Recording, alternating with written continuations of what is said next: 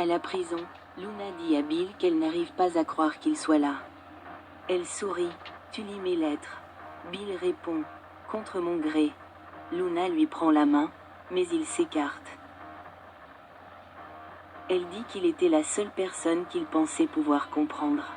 Bill dit que c'est beaucoup demandé. Luna pense qu'ils sont pareils. Il a fait des choses mauvaises et on lui a fait du mal. Tu ne me jugeras peut-être pas ? Elle prétend avoir honte de ce qu'elle a fait et ne peut pas dormir là-dedans. Elle ne voit que les visages de Tom et Hollis. Je ne suis pas un monstre. Elle dit que c'était comme une expérience extracorporelle et qu'elle n'arrêtait pas de penser. Ce n'est pas moi. Elle ressentait souvent la même chose quand sa mère ramenait des hommes au hasard à la maison pour se droguer. Si elle essayait suffisamment, elle pourrait faire comme si ce n'était pas elle. Tu comprends ça, n'est-ce pas, Bill ? Elle insiste que ce qu'elle a fait n'était pas elle. Luna dit à Bill qu'elle se sentait en sécurité chez lui, tellement protégée, comme si personne ne lui ferait plus jamais de mal. Elle ne pouvait retourner à son ancienne vie. Tu comprends ça, hein ? Bill hoche la tête. Luna se souvient qu'il lui avait raconté comment il avait grandi, et qu'il ne lui avait jamais tourné le dos, car il savait ce que c'était. J'ai enfin eu l'impression que quelqu'un me voyait tel que je suis, et je t'ai vu. Avec toutes mes blessures, Luna rappelle à Bill qu'il lui a dit qu'ils avaient été élevés par des loups. Il grogne. On a dû se débrouiller seul. Luna ne supporte pas qu'il la prenne pour un monstre.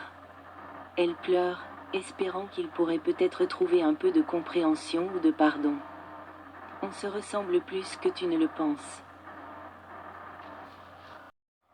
Au chalet, Hope dit à Brooke que c'est vrai et que Carter est avec les Forrester au moment où il parle.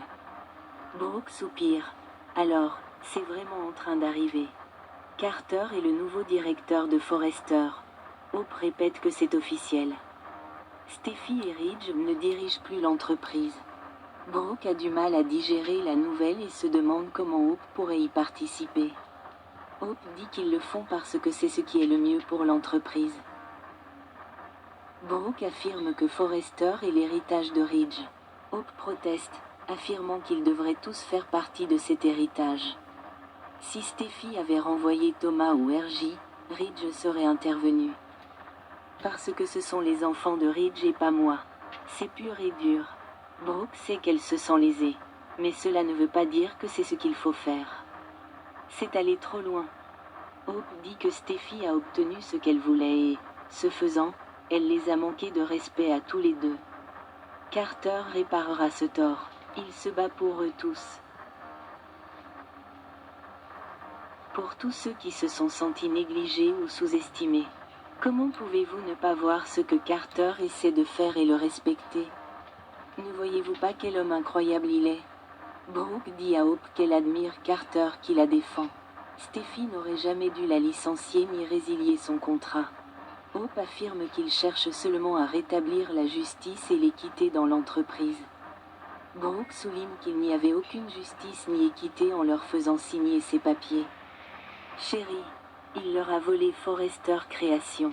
Ce n'est pas de la justice. Hope affirme que personne ne les a forcés à signer. Brooke rétorque que c'était trompeur. Hope se plaint qu'ils n'étaient pas de bons dirigeants. Carter essaie simplement de protéger l'intégrité de Forrester Création. Brooke dit à Hope qu'elle sait que ça fait du bien que quelqu'un la défende, mais elle n'arrive pas à croire que ce soit la meilleure chose à faire pour l'entreprise. Hope se plaint à nouveau de Steffi. Carter aime Ridge, Eric et l'entreprise. Il ne ferait pas ça s'il ne voulait pas assurer le meilleur avenir à l'entreprise. Ça a été incroyablement dur pour lui. Brooke dit que si ça a été si dur pour lui, peut-être qu'il finira par se rendre compte que ce n'est pas la meilleure façon de gérer la situation. Dans le salon de Forrester, Zind empile des affaires sur une table tandis que Will entre. Zind explique qu'ils envoient les échantillons d'espoir pour l'avenir au coffre. Ils savent qu'il se passe quelque chose d'important au bureau du PDG et le disent à Elektra lorsqu'elle les rejoint. Elektra explique qu'elle était justement en route avec des bijoux. Zind le lui déconseille. Will dit que Pam a de toute façon verrouillé le bureau. Ils ne savent pas ce qui se passe, mais ce n'est pas bon signe. Zing dit que Justin Barber est allé là-bas. Ça ne peut pas être bon signe. Il remarque qu'il y a eu tellement de changements là-bas. Il se demande ce qui va suivre. Chez Forrester Création, Eric fait face à Carter et lui dit « Regardez-vous, debout derrière ce bureau, à essayer de vous convaincre que vous avez vraiment votre place ici. » Carter dit à Eric qu'il comprend sa colère. Eric répond qu'il n'a aucune idée de ce qu'il ressent. Il le considérait comme un membre de leur famille. Carter répond qu'il n'est pas un Forrester et que c'est le seul nom qui comptait là-bas. Jusqu'à aujourd'hui, Ridge exhorte Justin à agir, mais il ne peut pas. Carter est maintenant à la tête de Forrester Création. Carter explique au Forrester que cela n'a pas besoin d'être agressif. Steffi lui répond que c'est la définition même d'une OPA hostile. Ridge lui demande s'il pense vraiment que les choses vont revenir à la normale. Eric répond qu'il aurait dû le licencier lorsqu'il s'en est pris à sa femme. Ils lui ont pardonné parce qu'il l'aimait et le respectait. C'est comme ça que vous me récompensez? Par une trahison? Justin répète que Carter dirige la SARL, et donc l'entreprise. Carter dit à Eric qu'il ne le met pas dehors. Ridge se moque de sa gentillesse. Merci. Carter se plaint d'avoir réduit Brooke au rang d'employé. Si tu ne défends pas Brooke, je le ferai. Eric hurle qu'il a toujours traité Brooke avec respect. Steffi répond que ce n'est pas à cause de Brooke, c'est à cause de Hope. C'est parce que tu penses être amoureux d'Hope. Steffi dit à Carter qu'il formait une bonne équipe et qu'elle le respectait.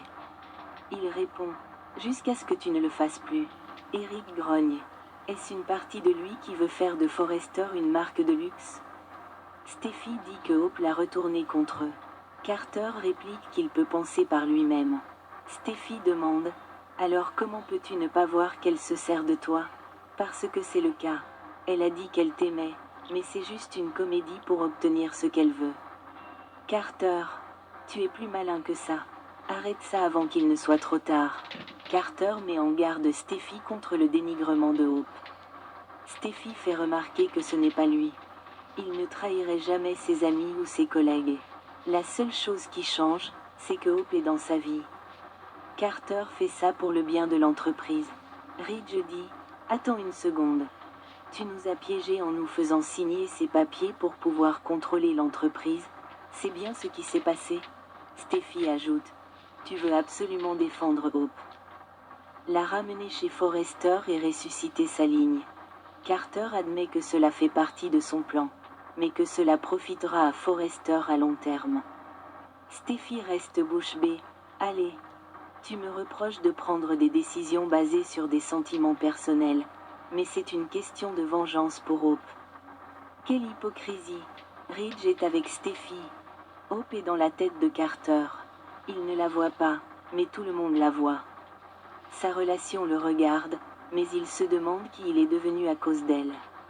Lui voler les affaires d'Eric? Ce n'est pas son genre. Il honore ses amis.